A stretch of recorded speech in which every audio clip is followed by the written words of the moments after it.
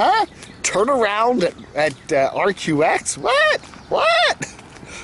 Mary Berner, I think that's her name. I don't know. I'm out here in the middle of nowhere. I don't have my website up and running, so I can't confirm that. But Mary Berner, I think her name is, or something like that. She's the head of Comcast, or head of Cumulus, all these C companies. Oh my God. I think that's the one reason why Clear Channel turned into iHeart, because they just said there's too many friggin' media companies that start with C. Cumulus, Comcast, Charter.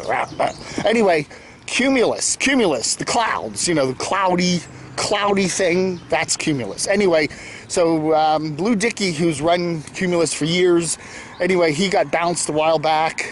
He's kind of still on the board, I guess, but kind of ran the company into the ground. It was basically, Cumulus was a company that ran small and medium market stations. Then they kind of got the ABC legacy stations a couple years back through Citadel through some crazy merger, and then they, literally went into debt crisis or whatever. But anyway, so Lou put this whole deal together. The problem that Lou has had is that he doesn't know how to run big city stations in many markets. So a lot of their big city stations they got in New York and Washington and LA and San Francisco, places like that, started to flounder, especially the news talkers and the talk stations and stuff like that.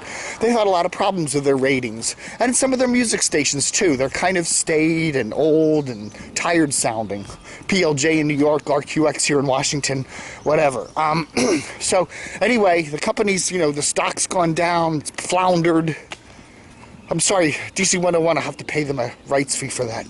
Anyway, so Mr. Dickey kind of got bounced down to the board, and so this lady, Mary Berner, whatever her name is, came in. She's now running it, kind of moved everything up to New York from Atlanta, and she's making some changes, and one of the changes is trying to get some of these stations back on track, okay? And one of them is DC's Mix 107.3 WRQX. 2.5 years ago, they got rid of their morning man, Jack Diamond.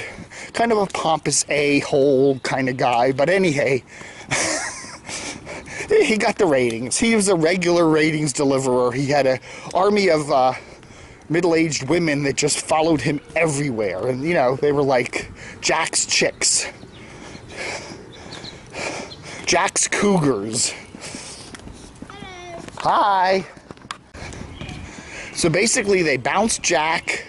They, tried some other people that didn't work. They flipped the station's format over from hot adult contemporary to contemporary hits. They tried to give it some new names, like All the Hits 107.3 and DC's 107.3, and they brought in Sarah Fraser, this cool cat chick, to do the morning show. And you know what? I don't know. It might have worked in a smaller market. It might have worked in a market without the intense competition here in Washington. But the fact is, DC already has that kind of format. Hot 99.5 from iHeart and Kane in the Morning is very successful, and you're going up against that. You've got 94.7 Fresh FM, Tommy McFly. It's hard to go up against that. You've got Wash, which is an incredibly successful station. And then you've got the new re-christened Mix 107.3 with Jack Diamond now. They brought him back in December, I think. And they're all these stations all kind of going at it. And so anyway, Mix's ratings have gone up a little bit. They were like 19th or 20th a couple months ago. Now they're 16th or 17th. Okay, there is an upward trend there. And some of my ratings wonks will say, oh, but look at Jack's key demos, they're up a bit too. Okay, no question, but is it enough?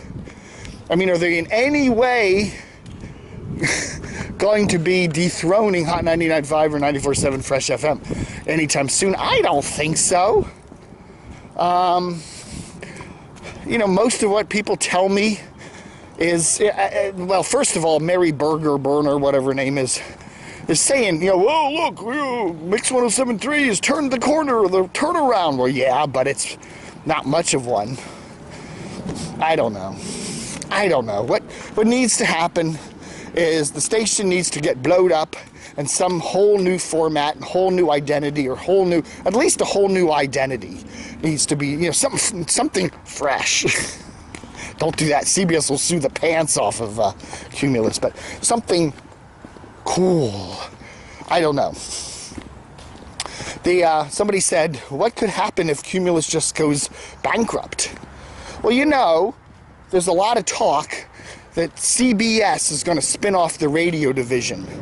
You know, CBS has publicly announced that it wants to separate its TV video side of things with its radio side of things. Currently, there's CBS Television and CBS Radio. So there's a lot of talk now. Andre Fernandez, who is the new president of CBS Radio, he's going to take CBS Radio into an independent company and separate him from CBS. And there's a lot of talk that they'll go back to the Infinity moniker, which confuses me with Comcast and Xfinity, but anyway, remember years ago there used to be Infinity Radio? Well, that was CBS's stations. They were CBS's stations, they became Infinity, and then they went back to CBS. But Infinity was, I think, just a division of CBS. It wasn't actually a separate company. So anyway, this is what's probably going to happen.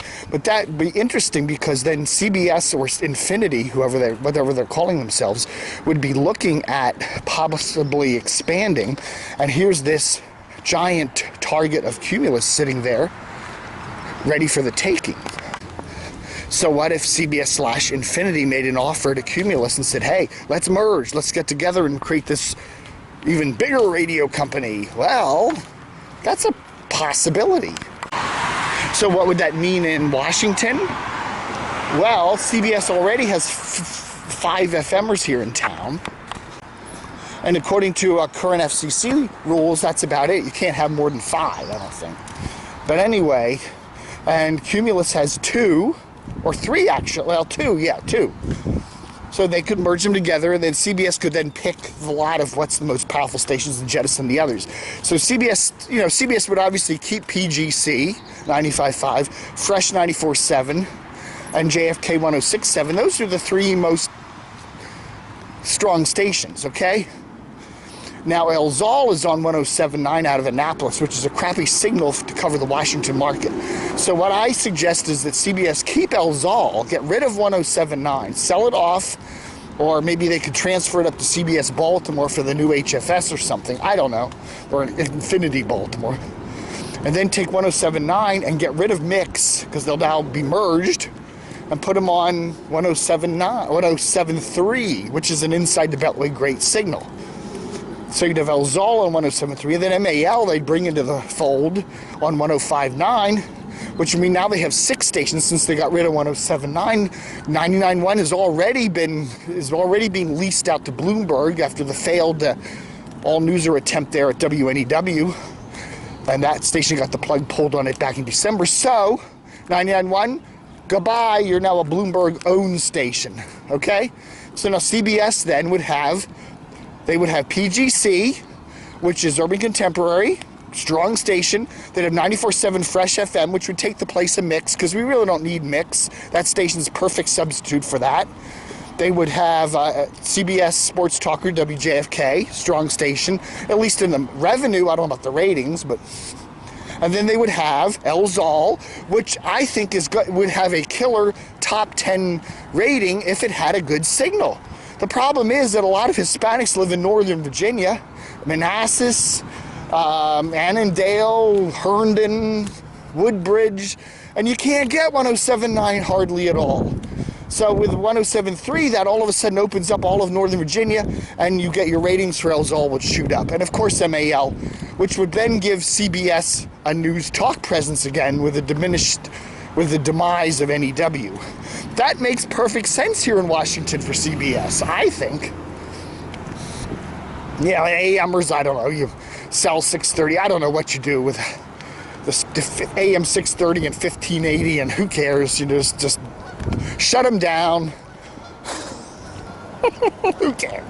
So anyway, that's the possibility. So anyway, that's the future. If it happens, credit me. If it doesn't happen, what? Why am I supposed to know everything? All right, thanks for watching Dave TV for the 7th of May, 2016. Book 'em, Dano.